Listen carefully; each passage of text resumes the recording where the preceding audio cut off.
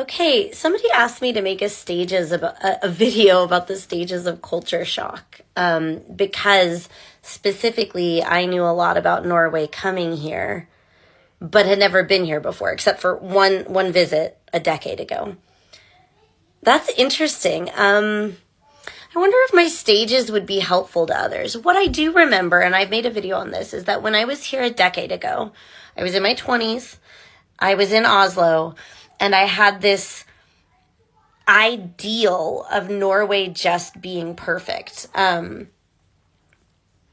I was really disappointed.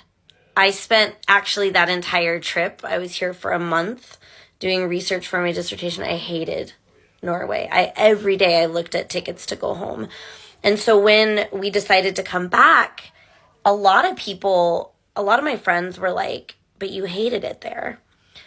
And this time I've loved it. I think there's a few differences. Of course, Oslo and Trondheim are vastly different. I still don't think I would be happy in Oslo. And I think weirdly, because we live in this small outskirts of Trondheim, which is full of a lot of people who are not from Trondheim, but are Norwegian, like it has this like village feel. So and our kids are the right age that they've been taken in properly, at the grade school level. I think people who move here with older kids, they have a lot harder time breaking into the friend groups.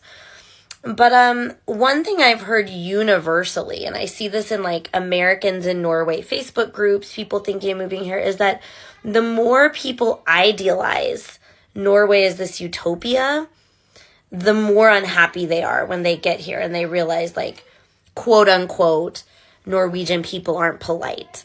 By which I would translate that as like, shockingly, Norway has its own culture and its own cultural norms of politeness, which I will straight up, 10 years ago in my 20s, I didn't really know that. I don't think I learned that personally through my curriculum at my Norwegian school.